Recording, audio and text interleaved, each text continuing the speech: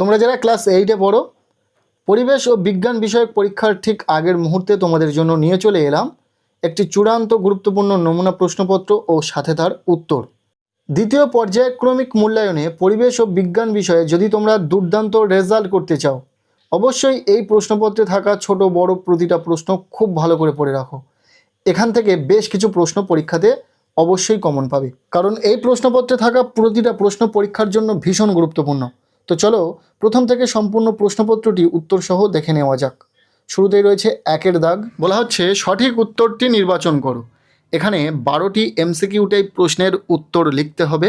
প্রতিটি প্রশ্নের মান 1 নম্বর করে, টোটাল 12 নম্বর রয়েছে। প্রথম প্রশ্ন, প্রদত্ত কোন পদার্থটির গলনাঙ্ক ও হিমাঙ্কের মান সমান? এগুলির মধ্যে সঠিক উত্তর হবে অপশান ঘ, পারদ। দ্বিতীয় প্রশ্ন, যে পদার্থ তাপের কুপরিবাহী সেটি হলো, এগুলির মধ্যে যেটা সঠিক উত্তর অপশান গ, শুকনো কাঠ। এরপর 3 নম্বর প্রশ্ন, নির্দিষ্ট গলনাঙ্ক থাকে না কোনটায়? তামা, লোহা, মোম নাকি বরফ? উত্তর হবে মোম, অর্থাৎ রাইট আনসার অপশান গ। এরপর 4 নম্বর প্রশ্ন, জাপানের মিনামাটা রোগ কোন ধরনের মহামারী? উত্তর হবে সাধারণ উৎস। এরপর 5 নম্বর প্রশ্ন, আগাছানাশক হিসাবে ব্যবহৃত হয়। এগুলির মধ্যে যেটা সঠিক উত্তর হবে অপশান খ, পিক্লোরাম। এটি বারংবার পরীক্ষাতে আসে এই প্রশ্নটি, খুব ভালো করে দেখে রাখো। এরপর 6 নম্বর প্রশ্ন, গ্যালভানাইজেশন পদ্ধতিতে লোহার উপর কোন ধাতুর প্রলেপ দেওয়া হয়? উত্তর হবে জিঙ্ক, জেডেন। এরপর 7 নম্বর প্রশ্ন, যেটি মৃদু তড়িৎ বিশ্লেষ্য সেটি হলো, এগুলির মধ্যে সঠিক উত্তর ভিনিগার, অর্থাৎ রাইট আনসার অপশান খ। 8 নম্বর প্রশ্ন, জলের তড়িৎ বিশ্লেষণে ক্যাথোডে উৎপন্ন গ্যাসটি হলো H2, অর্থাৎ হাইড্রোজেন। এরপর 9 নম্বর প্রশ্ন, প্রকৃতিতে ঊর্ধ্বাকাশ ও ভূপৃষ্ঠের মধ্যে বিভব পার্থক্য বজায় রাখে। উত্তর হবে বর্জ্যপাত। 10 নম্বর প্রশ্ন, খারিফ ফসলের উদাহরণ হলো, এগুলির মধ্যে যেটা ঠিক সেটা হলো ভুট্টা। এখানে আমরা সঠিক উত্তরটিকে ঠিক প্রশ্নের নিচে দিয়ে রেখেছি যাতে তোমাদের সুবিধা হয়, প্রশ্নগুলোর উত্তর আর খুঁজতে না হয়। এরপর 11 নম্বর প্রশ্ন, কোনো বস্তুর তাপশক্তি যে বিষয়ের উপর নির্ভর করে, মূলত অনেক কটি বিষয়ের উপর নির্ভর করে, তবে যেটা বেশি গুরুত্বপূর্ণ সেটা হচ্ছে বস্তুর উপাদান। এরপর 12 নম্বর প্রশ্ন, তাপশক্তি পরিমাপের যন্ত্রটি হলো, উত্তর হবে ক্যালোরিমিটার। এই ছিল 1-এর দাগ থেকে 12টি এমসিকিউ টাইপ প্রশ্ন, যেগুলি আমরা উত্তর সহ দেখে নিলাম। এরপর রয়েছে প্রশ্নপত্রে 2-এর দাগ, বলা হচ্ছে নিচের প্রশ্নগুলির 2-একটি বাক্যে উত্তর দাও। এখানে 10টি এসএকিউ টাইপ প্রশ্নের উত্তর লিখতে হবে। প্রতিটি প্রশ্নের মান 1 নম্বর করে, টোটাল 10 নম্বর রয়েছে। আমরা এখানে তোমাদের সুবিধার্থে উত্তর শেয়ার করে দিয়েছি, দেখে নাও উত্তর সহ প্রতিটা প্রশ্ন। প্রথম প্রশ্ন, কোন পদার্থের আপেক্ষিক তাপ সবচেয়ে বেশি? উত্তর হবে জল। দ্বিতীয় প্রশ্ন, কোন তাপ সঞ্চালন পদ্ধতিতে মাধ্যমের প্রয়োজন হয়? উত্তর হবে পরিবহন পদ্ধতি। 3 নম্বর প্রশ্ন, কোন কোন ধাতু মিশিয়ে ফিউজ তার তৈরি করা হয়? উত্তর হবে টিন ও সীসা। এরপর 4 নম্বর প্রশ্ন, বর্জ্য নিরোধক কি? উত্তর হবে উঁচু বাড়ি বা কাঠামোকে বর্জ্যপাতজনিত ক্ষতি থেকে রক্ষা করার জন্য যে ব্যবস্থা গ্রহণ করা হয় তাকে বর্জ্য নিরোধক বলে। এরপর 5 নম্বর প্রশ্ন, গ্যালভানাইজেশন কাকে বলে? উত্তর হবে তড়িৎ বিশ্লেষণ পদ্ধতির সাহায্যে কোনো ধাতুর ওপর অন্য কোনো ধাতুর পাতলা প্রলেপ দেওয়াকে তড়িৎ লেপন বলে বা গ্যালভানাইজেশন বলে। এরপর 6 নম্বর প্রশ্ন, ইলেকট্রোড কি? উত্তর হবে ইলেকট্রোড হলো ধাতুর পাত যার মধ্যে দিয়ে ব্যাটারি থেকে তড়িৎ বিশ্লেষ দ্রবণে প্রবেশ করে। এরপর 7 নম্বর প্রশ্ন, ডেঙ্গু রোগের জীবাণু বহন করে যে প্রাণী সেটির নাম লেখো। উত্তর হবে স্ত্রী এডিস মশা। আশা করব এটি প্রত্যেকেরই জানা। এরপর 8 নম্বর প্রশ্ন, 2.8-এর প্রশ্ন, জোর কলমের একটি অংশ স্টক হলে অপর অংশটির নাম কি? শিয়ন।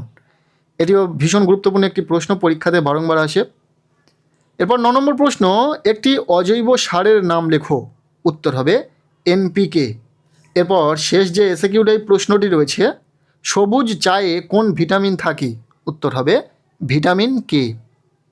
এই ছিল 2-এর দাগ থেকে কিছু এসএকিউ টাইপ প্রশ্ন, যেগুলি আমরা উত্তর সহ দেখে নিলাম। এরপর রয়েছে প্রশ্নপত্রের 3-এর দাগ। বলা হচ্ছে নিচের যে কোনো 2টি প্রশ্নের উত্তর দাও। সরি, এখানে 2টি নয়, 4টি প্রশ্নের উত্তর লিখতে বলা হয়েছে। আর প্রতিটি প্রশ্নের মান 2 নম্বর করে, টোটাল 8 নম্বর। উত্তর সহ এই 2 মার্কের প্রশ্নগুলি দেখে নাও। প্রথম প্রশ্ন, সন্ধ্যাবেলায় শিশির পড়ে না অথচ গভীর রাতে শিশির পড়ে কেন? উত্তর হবে, সন্ধ্যাবেলায় মাটি ও তার সংলগ্ন বায়ু তখনও দিনের আলোর উত্তাপে কিছুটা উষ্ণ থাকে, ফলে বায়ুর তাপমাত্রা বেশি থাকায় জলীয় বাষ্প ঘনীভূত হতে পারে না। কিন্তু গভীর রাতে তাপ বিকিরণ করে মাটি ও বাতাস অনেক বেশি ঠান্ডা হয়ে যায় এবং তাপমাত্রা শিশিরাঙ্কে পৌঁছে যায়, যার ফলে বায়ুর জলীয় বাষ্প ঘনীভূত হয়ে শিশির রূপে জমে। দ্বিতীয় প্রশ্ন, নীল তাপের সংজ্ঞা দাও। প্রশ্নগুলি কিন্তু ভীষণ গুরুত্বপূর্ণ, প্রত্যেকটি প্রশ্ন পরীক্ষাতে আসার সম্ভাবনা রয়েছে। উত্তর হবে, পদার্থের অবস্থার পরিবর্তনের সময়, যেমন কঠিন থেকে তরল বা তরল থেকে গ্যাস, উষ্ণতার কোনো পরিবর্তন না করে যে পরিমাণ তাপ পদার্থ দ্বারা শোষিত বা বর্জিত হয় তাকে ওই পদার্থের লীন তাপ বলে। এরপর 3 নম্বর প্রশ্ন, কোনো তরলের বাষ্পায়নের হার কোন কোন বিষয়ের উপর নির্ভর করে? উত্তর হবে, তরলের বাষ্পায়নের হার প্রধানত 4টি বিষয়ের উপর নির্ভর করে। প্রথম হচ্ছে মুক্ত পৃষ্ঠতলের ক্ষেত্রফল, অর্থাৎ ক্ষেত্রফল যত বেশি হবে বাষ্পায়নের হার তত বাড়বে। উষ্ণতা বাড়লে বাষ্পায়নের হার বৃদ্ধি পায়, প্রত্যেকেরই জানা। নেক্সট রয়েছে বায়ু প্রবাহ। তরলের উপর দিয়ে হাওয়া বা বায়ু চলাচল করলে বাষ্পায়নের হার বাড়ে। আর বায়ুর আর্দ্রতা, বায়ুতে জলীয় বাষ্প কম থাকলে, অর্থাৎ বায়ু শুষ্ক হলে বাষ্পায়ন দ্রুত হয়। এরপর রয়েছে প্রশ্নপত্রের 4-এর দাগ।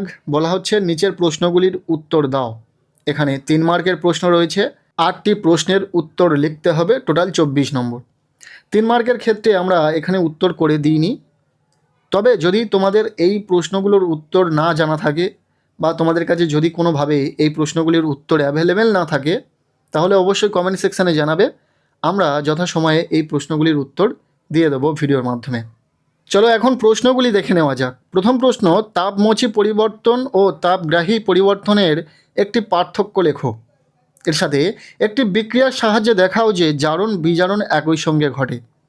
ইম্পর্টেন্ট একটি প্রশ্ন, খুব ভালো করে পড়বে। এরপর দ্বিতীয় প্রশ্ন, মিশ্র মাছ চাষ কি? এর সাথে পলিকালচার কি? এর অথবা প্রশ্ন, মরচে কি? এর সাথে মরচে নিবারণের উপায়গুলি লেখো। এটিও ভীষণ গুরুত্বপূর্ণ। এরপর 3 নম্বর প্রশ্ন, তড়িৎ বিশ্লেষণ কাকে বলে? একটি তড়িৎ বিশ্লেষ্য পদার্থের নাম লেখো। ভীষণ গুরুত্বপূর্ণ প্রশ্ন।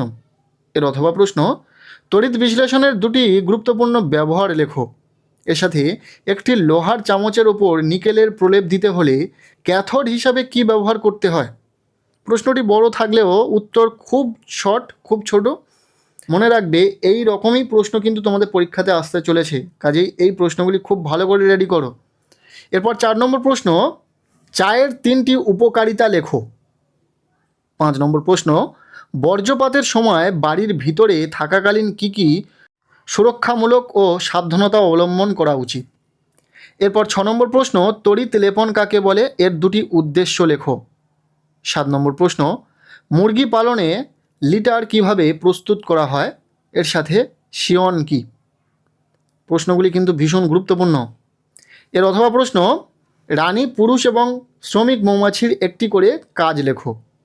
এরপর শেষ প্রশ্ন, অর্থাৎ এই প্রশ্নপত্রে থাকা 3 মার্কের শেষ প্রশ্ন, জৈব সার অজৈব সারের চেয়ে ভালো ব্যাখ্যা করো। এই প্রশ্নটিও পরীক্ষার জন্য গুরুত্বপূর্ণ রয়েছে। এই ছিল 8ম শ্রেণীর ছাত্রছাত্রীদের জন্য পরিবেশ ও বিজ্ঞান বিষয়ে একটি চূড়ান্ত গুরুত্বপূর্ণ প্রশ্নপত্র। প্রশ্নপত্রে থাকা ছোট বড় প্রতিটা প্রশ্ন ভালো করে পড়ে নাও, এখান থেকে বেশ কিছু প্রশ্ন তোমাদের পরীক্ষাতে হুবহু কমন পাবে। আজকের এই ভিডিওটি কেমন লাগলো জানিও, ভালো লেগে থাকলে লাইক করে দিও, চ্যানেলে নতুন হলে চ্যানেলটিকে সাবস্ক্রাইব করে রাখো। প্রত্যেকের পরিবেশ ও বিজ্ঞান বিষয়ের পরীক্ষা খুব ভালো হোক, সবার জন্য শুভকামনা রইল।